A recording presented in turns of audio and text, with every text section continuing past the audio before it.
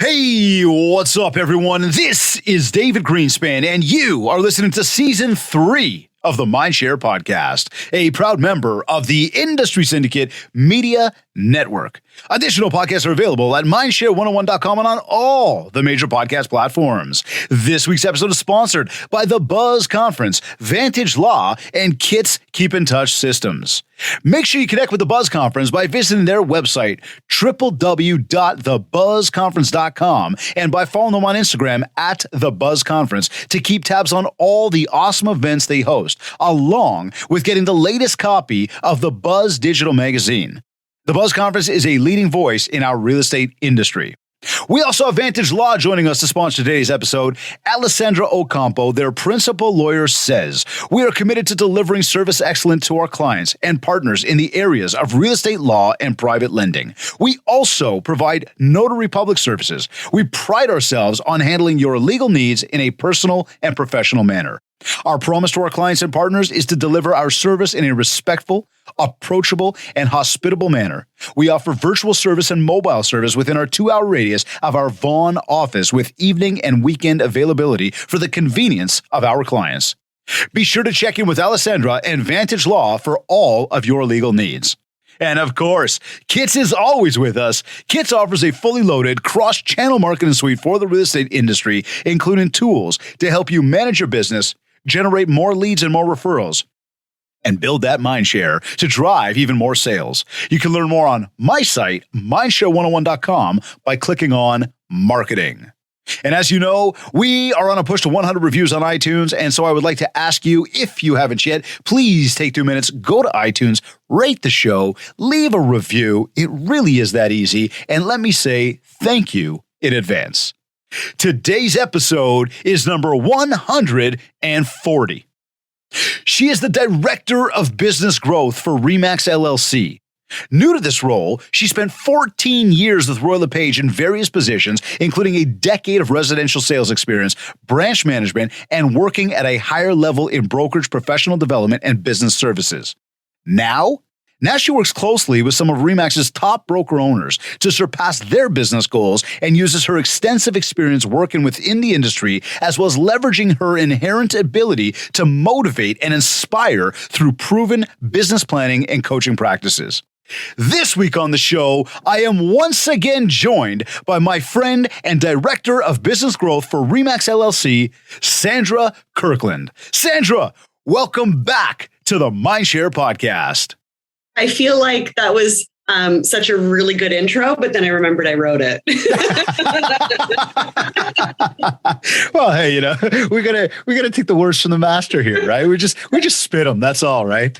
Can't take claim for all that stuff, but no, it's awesome to have you back. Thank you. This is my third time on Mindshare. The third. This is my favorite thing in the world to do. You know what? You definitely bring the value, and it's always a pleasure. I know it sounds like I'm like totally like pumping the feathers there, but no, it's, you know what it is. It's and for everybody, just so everybody knows, like Sandra and I are friends, but we get into some wicked combos, and then beyond that, being around the industry, and seriously, Sandra, being around the industry, like, and I've told you this before, and I'm going to say it again, you make a noticeable difference in people's lives, like when it comes to the agents, when it comes to the offices. And I'm going to say, when we talk about, what brand, it's never been a thing about brand or anything. You're just trying to make this industry better. And it is so noticeable.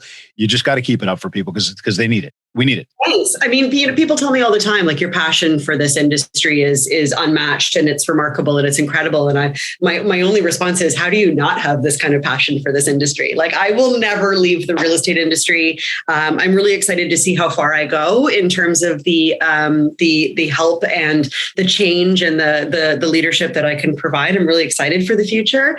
But I'm never leaving real estate. This is an incredible industry, and I adore it. Look, you know what? It's one of those things where, look, so many people want growth in business. So many people want to take those next levels in their journey. And we don't often know exactly where that next level is until we kind of get to that, or we cross that bridge and kind of make those decisions to do or not do. That being said, you definitely, you don't just talk it, you walk the walk. And that is where, again, from what you're doing and what, that growth trajectory, sky's the limit for you. And I'm really excited to see where this whole journey takes you. I really, really am. Thank you. Let's dig. And thanks for your support in my continued growth. And I think that's really part and parcel to the success of the industry is people like yourself that literally will hang it all up to help someone else achieve their next step and achieve their next goal. And if you're not doing that for your colleague or for your clients even, or for somebody else in some capacity in this industry, that's what makes the industry keep going. And the more that we hate each other, the worse it's going to get. So, instead of lamenting and complaining about what that other realtor that's sitting across the table from you is doing or not doing that you think is wrong, just stop and just help them, because that's what keeps everything going, The ongoing theme to success, that 4-letter word called help. It's so true, isn't it? Yeah. So speaking of, right, new role, new digs, and congratulations on your new adventure. I think it is absolutely amazing. So pumped for you. I want to ask you, what are you focused on in those new shoes with RE/MAX? And I mean, I guess it goes without saying, but I'll pose it, why the change? Opportunity knocks and you answer. And if opportunity knocks and you peer out the peephole and cower inside, then you'll never know what else is out there. RE/MAX offered me an opportunity that it took me a long time to really wrap my head around the value of taking on this opportunity. But it's an excellent elevation, and it's with exposure outside of just, a couple of brokerages into a multinational organization, to work with people that I've only ever watched from the audience, being up on stage, and to be a part of the incredible change that RE/MAX is currently going through with the sale of Integra back into LLC. And how would somebody not want to be a part of this new ride that this brand is taking on? And, certainly not to diminish any of the value that I've achieved from my career up until now, because, Deborah Harris and Royal LePage have been absolutely incredible to me over the course of my career. And there were a lot of tears shed when I said goodbye. So it certainly wasn't without really deep inner reflection and a careful analysis of the future of my career and my ability to be able to help. So my new role now, and I am struggling a little bit with the concept of not working directly with realtors as one-on-one and as much as I was in my previous role as manager of professional development for the Royal LePage corporate brokerages.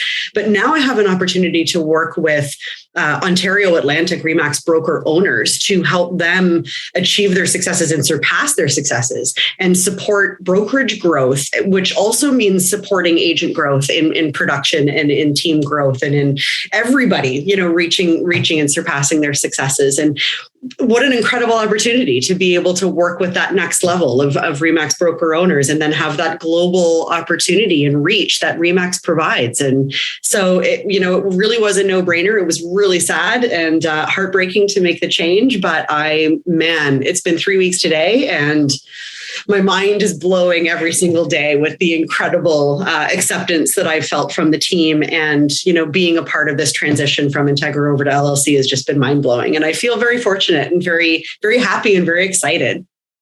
You know what? You came from an amazing team over at Royal LePage. You are joining an amazing team with RE/MAX. I think both are very lucky to have you, and much the same, you'd say you're very lucky to have been a part of one amazing organization, now the opportunity to go to another one.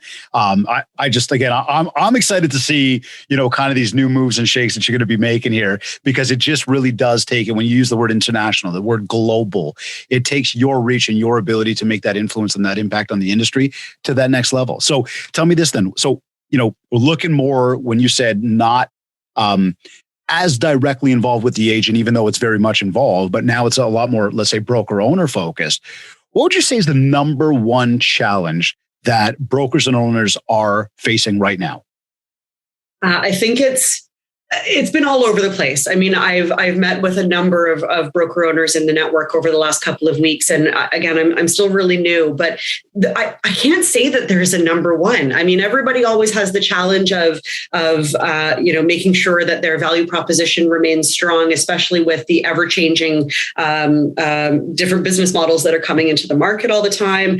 How do we ensure that we continue to surpass the value proposition of some of our competing brokerages that are coming in? Recruiting and retention is always a sticking point for a lot of brokerages. What's going to be happening with all the MLS drama that Ontario specifically is going through, board politics, organized real estate, how is that going to affect us? Again, one of the bigger things that we're seeing is downward pressure from the consumer onto the realtors, with downward pressure of commission rates, and really understanding the value that a realtor provides and how much that actually costs an agent to execute on behalf of a client. And when the downward pressure comes from the consumer to the realtor, then that downward pressure continues to extend out from the realtor to the brokerage, going, why am I paying you? And so it really has never been more true than it is today about the value of a realtor and its emotional capacity of being able to analyze various nuances in every real estate transaction and in every real estate business from a brokerage level to ensure that people are still getting their money's worth. The average commission, not that we're allowed to talk about that, but it's a high amount. And with property values having basically tripled over the last 20 years, in some cases more, in some cases less, it means people are really scrutinizing the value of a realtor. Right. And if they're paying you $50,000 to help them sell a home, they want to make sure that that's $50,000 well spent, because that's a lot of flipping money for anybody, regardless of how much money they have in the bank. So, is that $50,000 well spent? Yes. And then is that percentage of whatever that amount is paid to the brokerage, is that also well spent? And that's one of the biggest challenges that broker owners are facing today, is to ensure their value proposition really matches and in many cases surpasses what they're charging their agents to work there. Yeah, no, and you know what I mean, when you talk about value prop, and we look at the brokers as well now, the value prop back to the agent.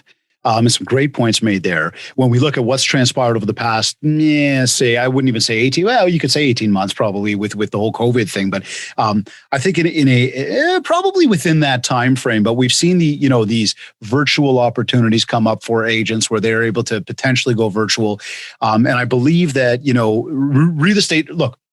Virtual world has taken over in every sense of it. I mean, look at us right now on a Zoom. We look at online shopping. We look at all these curbside pickups. Some retail stores have said, that's it. We're done with our bricks and mortar. We're going to just go all virtual. All that being said, real estate, no matter how we slice it, at the end of the day, whether we're paying people certain amounts of money or not, I want a person. I don't want a computer. I don't want a robot. I need a human being who actually understands what's going on, because I'm about to put down a massive amount of money and take on a massive amount of debt in most cases when we talk about taking a mortgage, right? I'm about to do that. I got to make sure I'm safe. And so to me, that idea of having a realtor is of the utmost importance. I personally, as tech savvy as I am and my team is, I'm not doing a real estate deal through the computer. It's just not happening.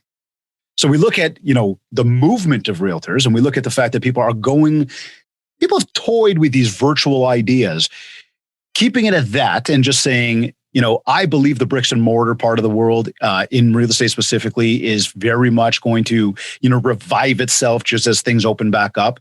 When we look at challenges, how do we feel that, the real estate offices are going to sustain themselves as we come out of, kind of this, or we come back into this reopening? And do we still see that requirement and the importance of really having a home to go to when it comes, and when I say home, I mean like an office, somewhere to go? Yeah. So I believe people are going to be coming back. I came across two really interesting stories just today, as an example, but I go through this every day where I listen to people tell their stories, and there's a lot of things that really ring true. Yep. Story number one is I was talking to one of our broker owners this morning who said, I'm really, really looking forward to being in a post-COVID environment where we are getting people back together in a group environment physically, where we can mastermind face-to-face, where there's no sort of, oh my gosh, are you done talking? Or, oh, you're on mute, or, oh, your camera's not on, or, I can see that you're staring at your phone when the Zoom camera is on. And the engagement just is just a little bit too detached when you're in a Zoom environment. And this broker owner said, I really want to be able to mastermind with my fellow broker owners about recruiting and retention and upping that value prop and cost effectiveness and all this kind of stuff to make sure that we're always remaining number one in our market.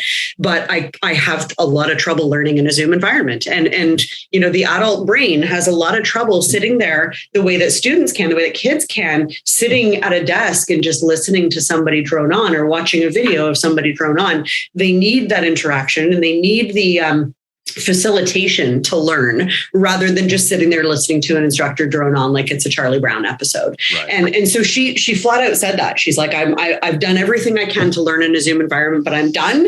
And the only way that I'm going to go forward now is to be able to gather with my peers. And most of the large brand in real estate headquarters have either offsite gatherings with their leadership where, and everybody that's been in that position can probably agree with me that gathering together in a room is a way better learning environment.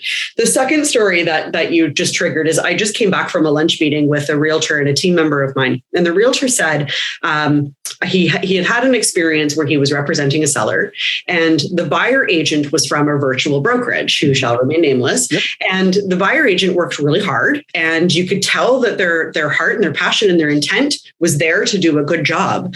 But it was very obvious that they lacked significant social skills to be able to communicate directly with the listing agent and to have an open negotiation where they could put their heads together and bring this deal together to make it a smooth process for both the seller and the buyer clients. And this realtor who has been in the business for 12 years and is very prolific, does a lot of business. This realtor was saying there was such a break, and it wasn't a language barrier, but there was such a break in communication because it was obvious that they don't have a lot of opportunity to work and learn and evolve in person. So, again, the growth of the real estate industry, the validity of a realtor in the real estate industry is that person-to-person contact. And there's only so much Zoom you can do before there's no further that you can reach with that. It has to be an interpersonal conversation that happens between experts in order to give the consumer a great experience. And the same exists at brokerage level. Realtors are not going to be able to excel and grow and really adapt their interpersonal skills if they're not having learning experiences and sharing environments in an office environment. And many realtors don't go into the office on a regular basis, but they still have opportunity to meet with their peers on a regular basis. And if you're not interested in that as a realtor, I caution you to take great care into continuously analyzing and scrutinizing your social skills, because this is very much an interpersonal business. And that's the true reality and the true value of a realtor at the end of the day. Incredibly well said. And as you were telling those stories, I was listening in my head, sort of going through stories that I hear from clients of mine, other people we speak to, and even seeing and I wasn't sure if you were going to go there or not in terms of one of the stories, but it was that idea around that buyer and saying, okay, interpersonal skills aside, almost that thing of going, okay, this particular person. I've heard stories where they're actually held up on getting the next step of the process done because there's not somebody they can just, hey, can I talk to you or can I come and see you? But we've got to wait for somebody to respond to the message. Yeah. And we've seen things fall apart because of those. Now, on the overall, I do truly believe, again, and I said it before and I'll say it again, this is a people business. They will remain a people business. And the way to get good real estate done is by having two people, you just said it, bring your heads together and make this deal happen. Because that's really the role between the buyer agent and the selling agent is like, how can you figure out how to negotiate this thing together and bring together both your buyer and your seller and make it just the best for both parties involved? And that's just, again, you're not going to ever accomplish as much through sending it through a message. I mean, the other thing too to that is, I've said this many times before, but and I won't even isolate to just email anymore. We could say a text message. We could say a direct message to somebody. We could say a comment on somebody's post. Email loses context. So you can't put a facial expression to it. You could do an LOL or a haha, but again, you can't deliver it the same way that inflection, the way you deliver, right? It's just that idea that's where you can build relationships with people. So, and it's funny because, there's something to be said about conducting business in writing, and especially in today's world where competition is ever, so high. And there is an increasing lack of integrity with a good portion of realtors, a fair portion of realtors in the industry. And there's something to be said about doing business in writing so that you can cover your butt, as they say, and make sure that you've got, a history of what was claimed and what was said. And I'm the first person to say that I absolutely despise the phone. I would much prefer to talk in person, and I would much prefer a Zoom. Like, I need to see your face when I'm talking to you, and that makes me just feel a whole lot more comfortable. Right. I will avoid having a phone call at every possible opportunity. I can't stand it. So, there is something to be said about doing business in writing. But, talking about professionalism in the industry, we see all these realtors that are jumping onto the real estate Facebook groups, and they're saying, I can't get a hold of this person, and I can't reach this person, or they're not calling me back, or I sent them an email and they're not responding to my email. And it makes me want to scream, because what I want to say is there used to be a time when a buyer agent had an offer that they would go to the seller's house and they would sit across the table from the seller and the listing agent, and they would talk and they would negotiate, and they would say, well, if we did this, would you do this? Well, I don't know. If we did this, would you do this? Yeah, I think we could manage that. And then when an agreement was had, then it was reduced to writing, and everybody agreed and everybody went on their way. Now, of course, in today's world, we have to move a lot more fast, a lot more quick. And of course, we've got COVID that prevents us from very easily going into somebody's houses without thinking twice about it. But still being able to meet in some capacity, even if it's on Zoom, and say, hey, let's hash this out. I've got my buyer on the phone.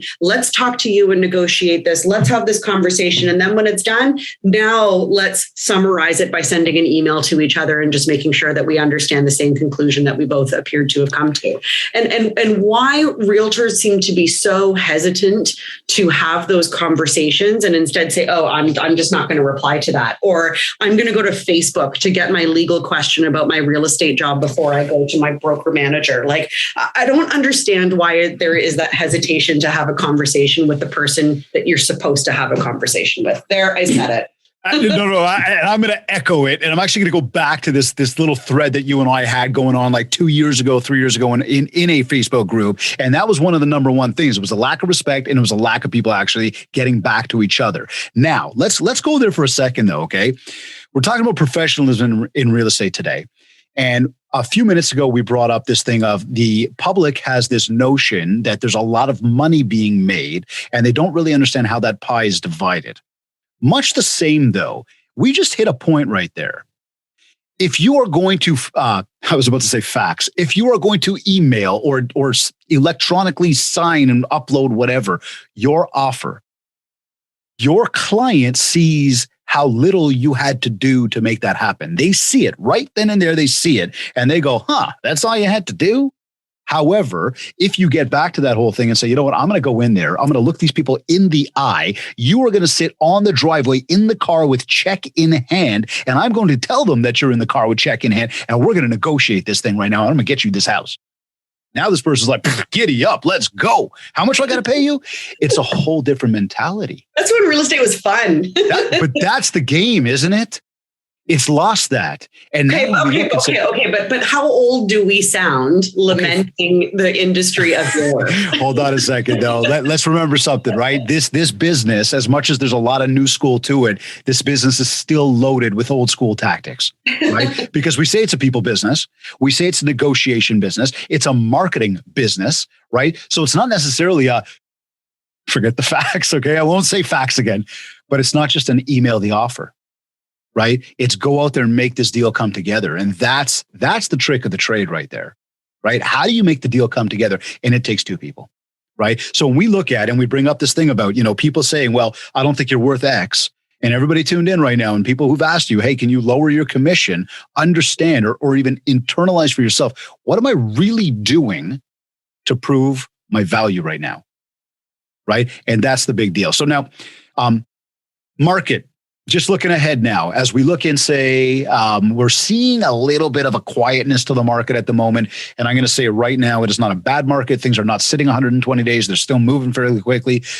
And the reality is, at least here north of the border, our reopening just began. The good weather is in full swing. And that's why we're seeing a little bit of a quietness. And I know some people are going, no, I'm busy like crazy. And I know others are going, yeah, I get both sides of that coin right now. And I do believe, Sandra, that come, the end of August into the fall, we are going to see that craziness begin again because people keep getting back to, again, that normalcy. What are you guys seeing? Like, what's your thoughts about what the market is doing now, but over the next number of months? And do you think we'll see a busy fall market?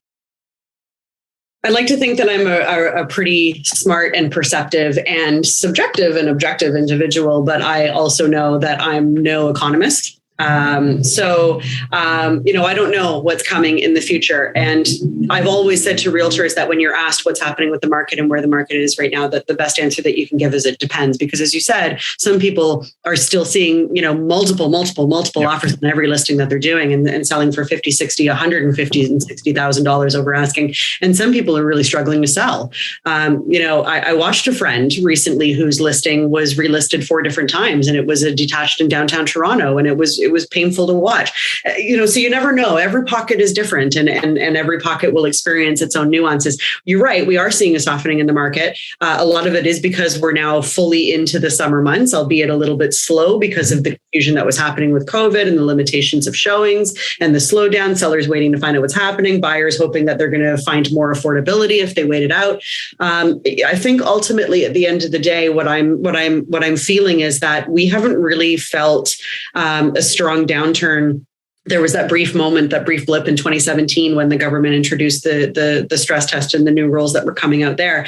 We haven't seen a downturn since 2008. And before that, 1991, the Canadian economy is still incredibly strong. And I think that we need to prepare ourselves for maybe a brief, but a very, very strong upsurge once immigration continues to reopen in the country. And we see that bottlenecking of people that have been waiting to move and start new lives into Canada finally starting to happen again as we continue to move into a post-COVID environment. So things are going to continue to move quick. And what I would say with that is that the vast majority of realtors that will probably watch this podcast, let alone the vast majority of realtors that are actively working and hustling and nose to the grindstoning today, are newer realtors who have never experienced a downturn. Right. So what I want to say in that is that if we see a softening, if we see a flatlining, even if we see a bit of a, heaven forbid, a dip or a correction, if that's what we want to call it, don't panic. Make sure that you're preparing and make sure that you're not doomsdaying to your audience and to your client base. You don't want to be like the media where you're trying to sell headlines by going, the market is tanking, OMG, because it's not going to be like that. And if you take one of the biggest tools that I used as a realtor and as I used as a real estate coach was taking a look at the ANDEX chart, the ANDEX chart.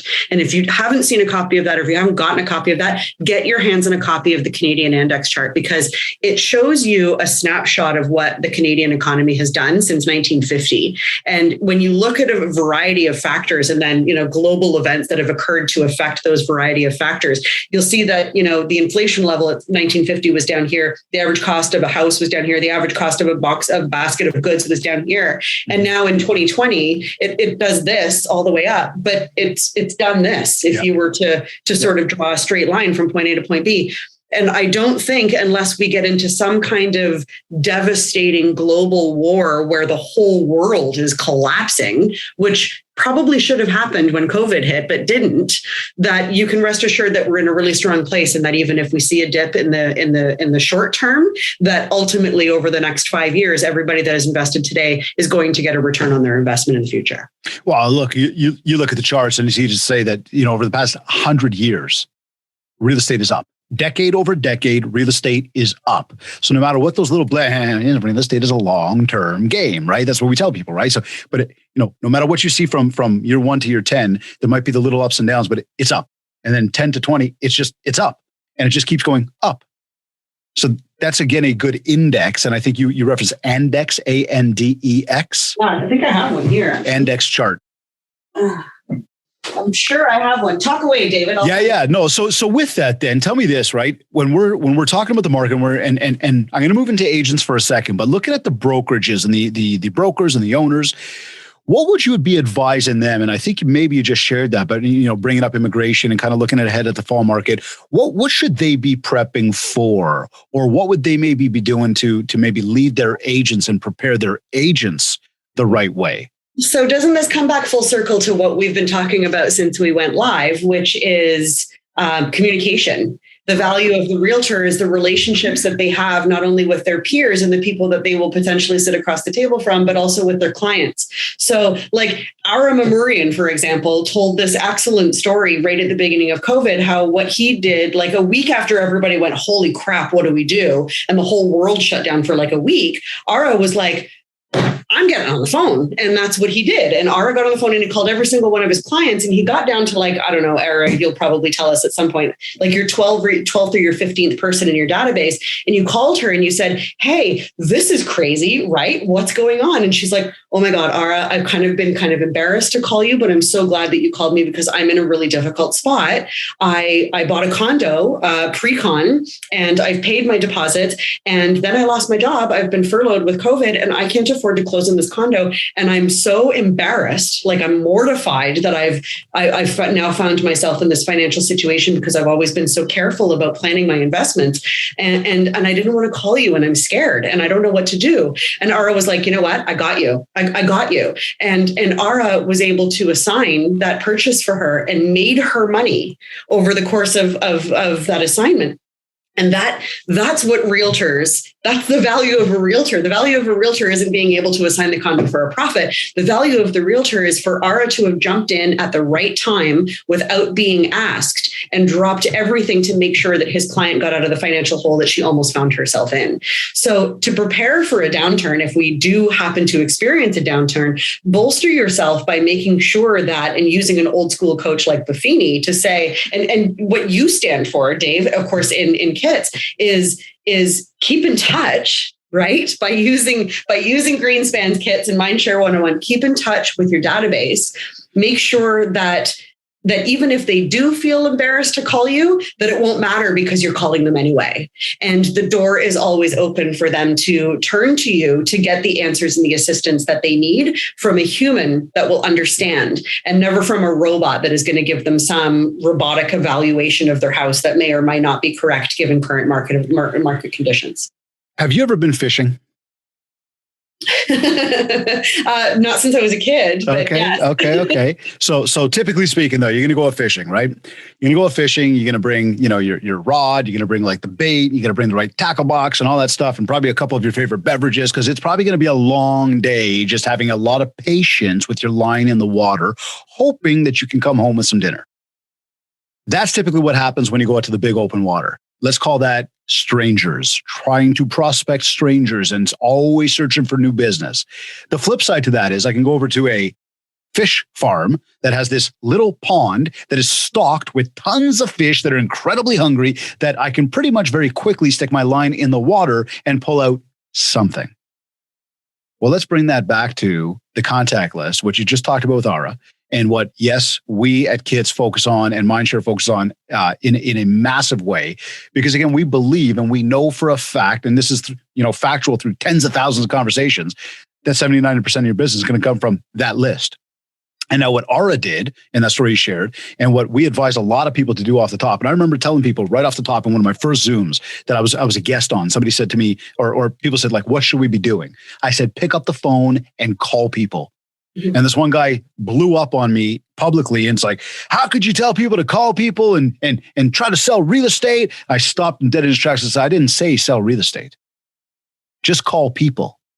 So now those people, back to the reference of fishing, those people are the ones in your contact list. They're very easy to have a conversation with. They've already got a relationship. They trust you. They know you. They like you. May not mean that they need to do something in real estate, but you also don't need to just call them about real estate.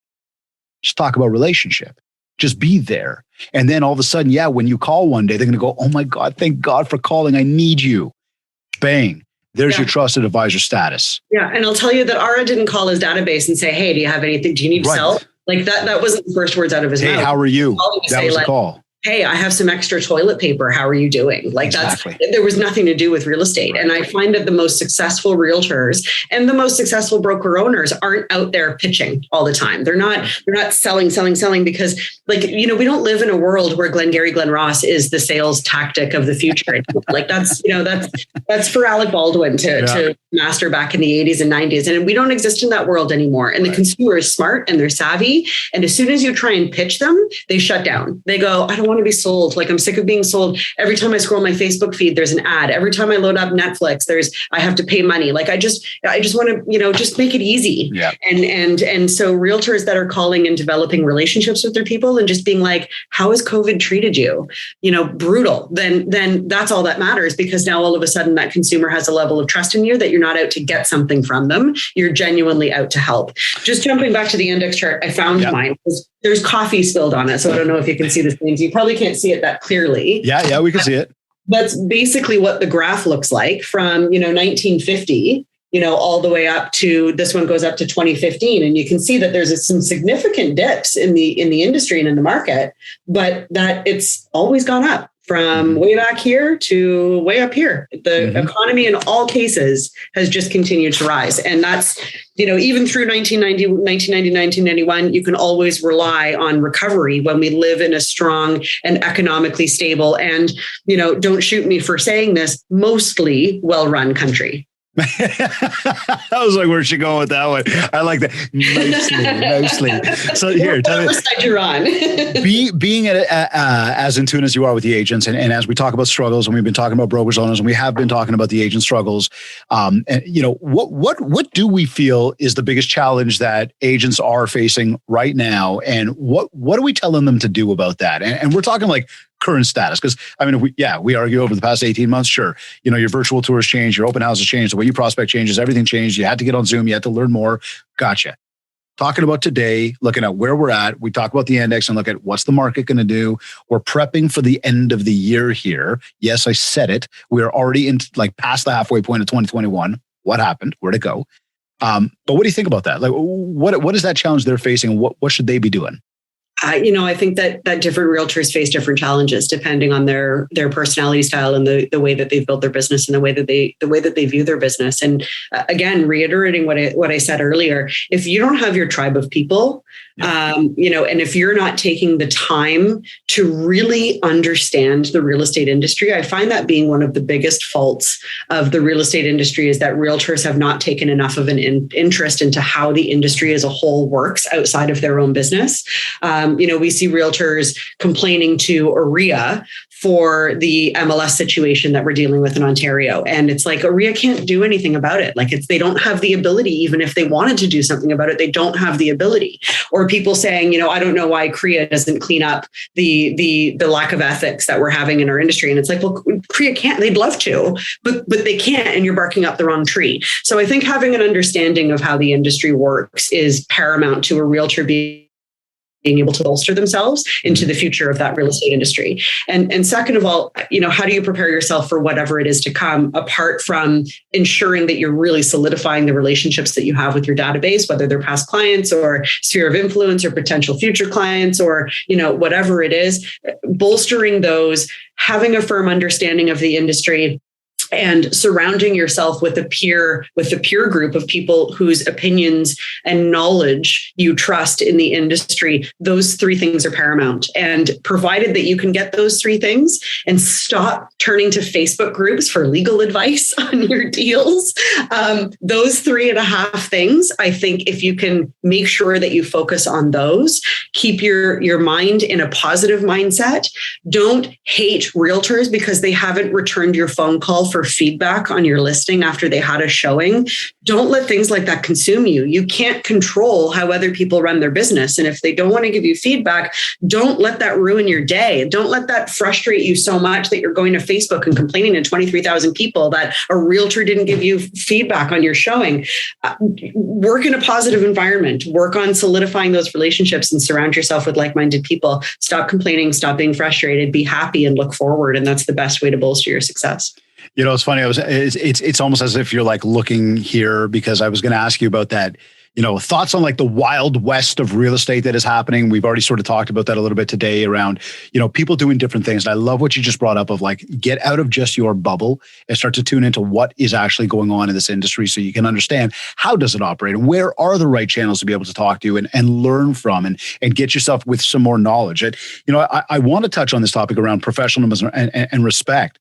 Because as you just mentioned around that follow-up, and I wanted to bring that right up and say, during the showing process, we've seen you roll up to a house and lockbox code that you're supposed to punch in is already punched in. You're telling me that the person that just left couldn't just change the code before they left. There wasn't enough of responsibility on that. Or, you're told to leave the lights on and you flip on and off whatever you want. Using the washroom. I talked about this on Monday in my video, using the washroom, don't use the washroom, period. Just, it's not your house. Let it be. Right.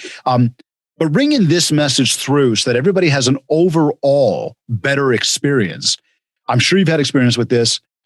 What's your thoughts and even your message to the industry about that in particular? Because again, that showing process to me, Sandra, you got a buyer agent, you got a listing agent, you got a homeowner. This homeowner is basically entrusted their listing agent to say, fine, I will open up my home to a random bunch of strangers. Yes, I'm going to sell my house. And this is kind of a byproduct to getting that done, but I'm going to open up my house to all these people. The reality is, hey, listing agent, they've empowered you with the key to their home to say, go ahead and let people in and out. But you got to be paying attention to this stuff. And I believe we got to bring a message through to everybody here. What's your thoughts on this when it comes to like specifically that showing process? Because I think there's a lot of stuff that's done that is just not right. Yeah, there's some significant, lowering of the bar that occurs with realtors that just somehow seem to lack respect for the property of other people when they conduct showings, and it's tragic and it shouldn't happen. And there's a lot of steps being taken to try to minimize that. How can we minimize it? There isn't really a way, is there, to minimize that? And continuing to call it out, I think is valuable. Like we have to be able to address that, that you can't do this. And does that mean taping down toilet seats? Does that mean, as a listing agent, arming yourself with multiple, Wi-Fi video cameras that you install into your sellers' homes so that you can keep track of stuff like this? I mean, obviously with the disclosure that people are being recorded. Absolutely. Yep. And maybe that's something. I know a lot of realtors that do that. They've invested a few $100s into buying multiple internal Wi-Fi video cams that connect to like a Google Nest system or whatever. And it's part of their listing package where they say, we take the security of your home to the highest regard. And this is what we do in order to catch anybody that may not be, conducting themselves properly in your home. What I hate and what I wish that we would start to move away from as an industry is lambasting each other as an industry and lambasting the industry, because I don't think, like, if I were to sit here on your show to the dozens and hundreds of people that are ultimately going to watch this show and say, realtors are a disaster when they go into showings and it's embarrassing and the bar is so low and we need to fix it. What am I doing? All I'm doing is telling everybody that's watching it that the real estate industry sucks. And that's not what I want to do, because that's not the case, actually. Right. Like, we've all had really terrible experience. I, for one, have been a realtor that got so caught up in the conversation with my buyer that when I left a house, I left the key in the lock in the door and the lockbox open, and I left the house. And I was mortified when the seller agent called me. Mistakes happen and there's no excuse for it. Like, I should not have done that. And I'm even embarrassed sharing that with you now. Thankfully, it was early in my career and I learned a valuable lesson that day when I got chewed out by the realtor.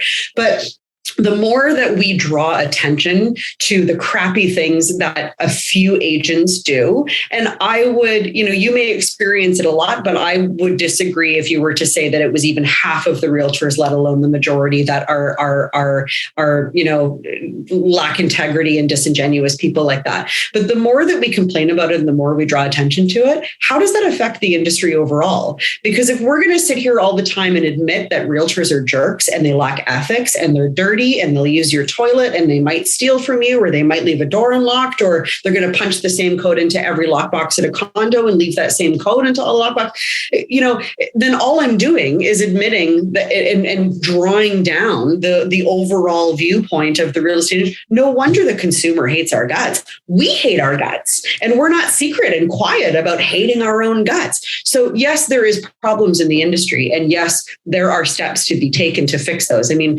Tressa, which is replacing the Real Estate Business Brokers Act here in Ontario, has some significant changes that are really going to raise the bar. The boards are working really hard to bring in electronic lockboxes and to increase the rules to ensure that security is ever at the topmost. Listing agents who are going out of their way to buy those video cameras, or to be present for all showings, or to visit a home immediately after a showing before the seller gets home to make sure that everything is still in order.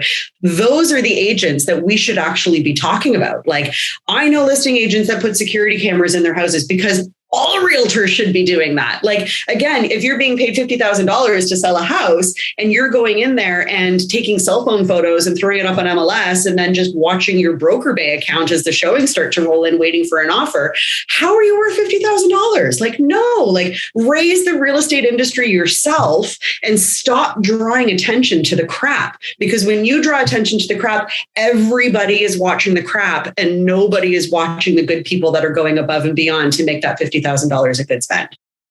That is a powerful message right there. Is to look at the other side and basically look at the glass half full as opposed to half empty.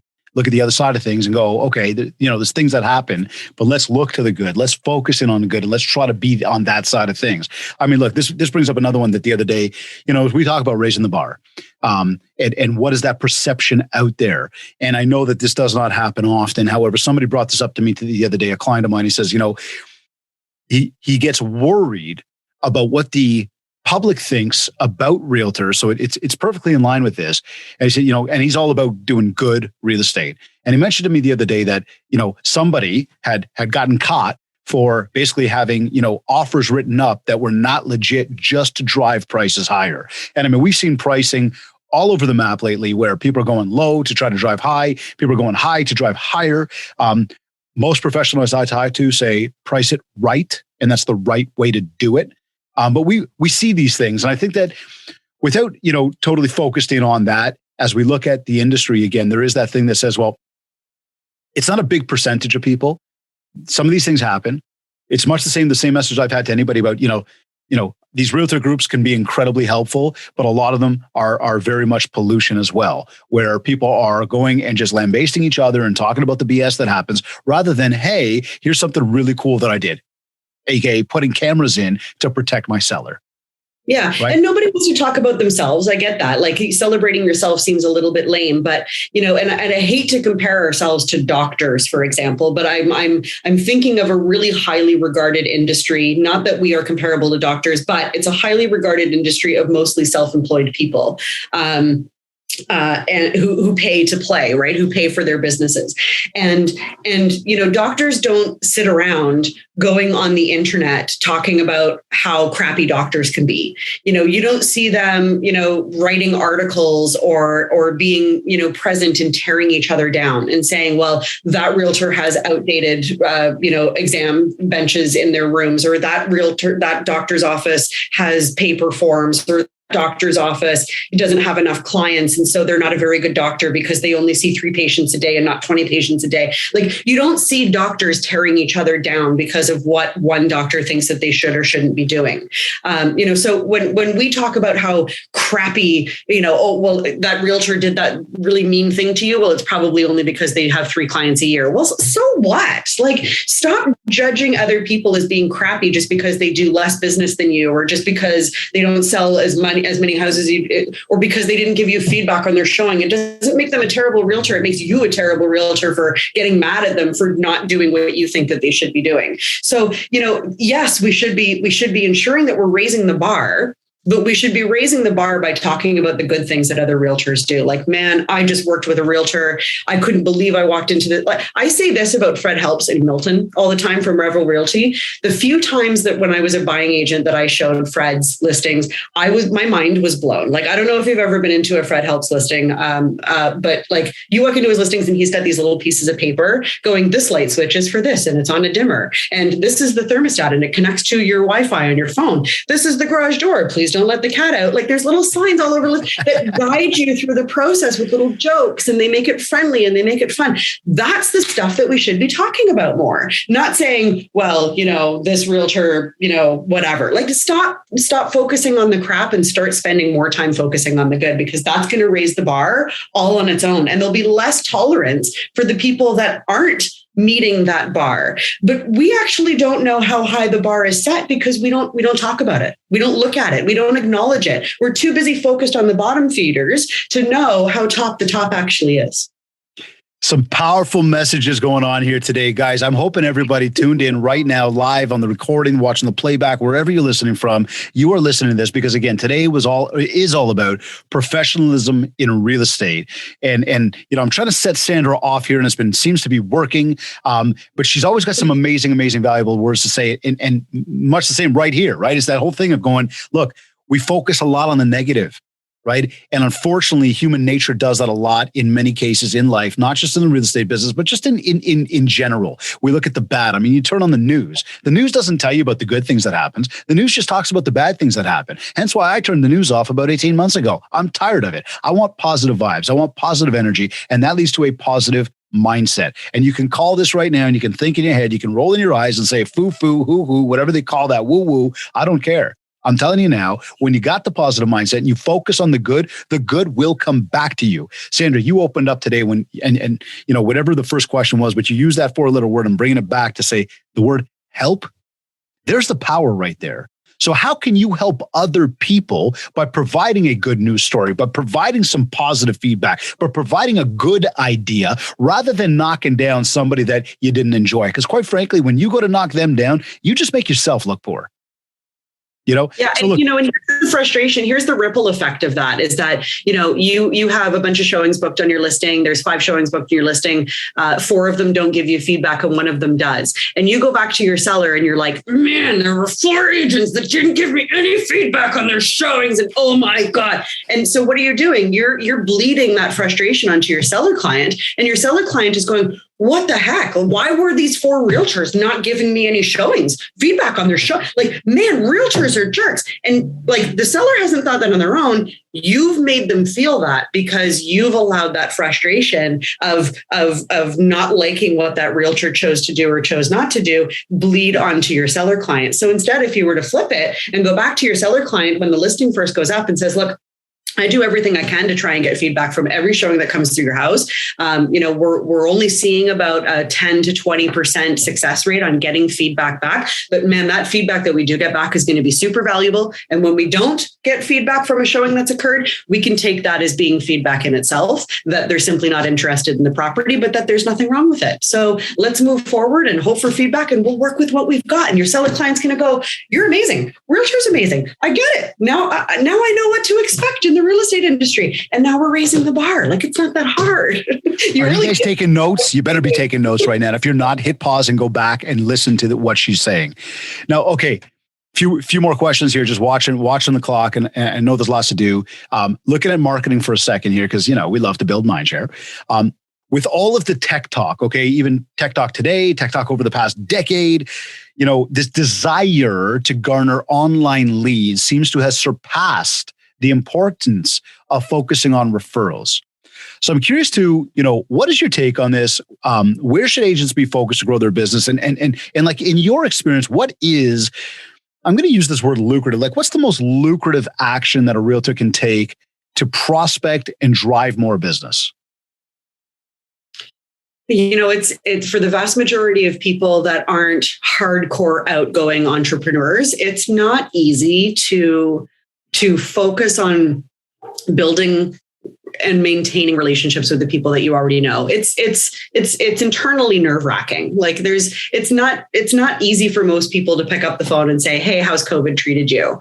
Knowing that the reason why you're calling is hoping to grow your business, and waiting for them to go, oh, by the way, we're thinking of selling our house and we're not going to interview any other realtors. It's hard to get over that internal fear of working on the relationships of people that you already know. So it becomes a lot easier to focus on the people that you don't already know, because if you offend them by your sales tactics, who cares? They're not your friend. They're not in your network. They don't know anybody else that's in your network, and it doesn't matter. It's an easy, you know, turn down. It's an easy no that you could receive. So a lot of people perceive the online lead gen or that cold lead gen as being easy because you can set it and forget it, and you can, you know, pay for it. And, you know, you don't have to deal with the no's that you get from somebody that you already know. I get it.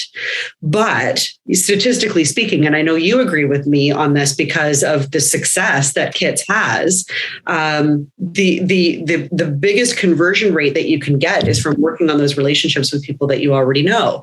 A good conversion rate from online leads is like 7%. Like, that's a good conversion rate. That means you've got to generate 100 leads and work 100 leads before you can hope to get 7 deals out of them. Whereas an average conversion rate, like I've seen more than one person get 100% conversion out of a really well-run database of 100 people every 5 to 7 years. And that doesn't mean that every one of those people is going to buy and sell every 7 years, but they'll refer you. Every person in your database will refer a deal to you every 5 to 7 years if you've got a well-run keep in touch system. So, you know, what's it's really what fits with your personality. If you just want to set it and forget it and work those online leads and deal with 96% no's and close those 4 deals and never talk to them again, all the power to you. There's nothing wrong with it. If you want to increase your conversion and probably increase your experience in working with really great people that you already know to be a really good connection with you and to enjoy it and to have fun with it, then working your database is harder, but it's way more lucrative and probably way more positive in terms of your mental and emotional capacity. I like it. I think we're at a time in this business, before all the tech and before the social, where that word referral was like the most powerful thing.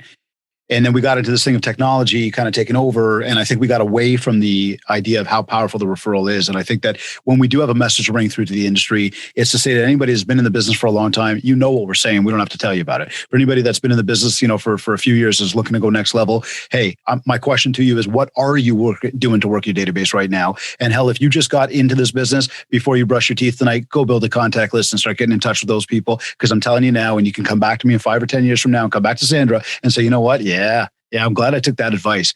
You will see a lot more business for longer. I know you're trying to tie up, Dave, but just going back to your fishing reference, if we're talking about fishing, this is talking about everybody that already adores you and putting them into a school of fish at the foot of the dock. That's what it is.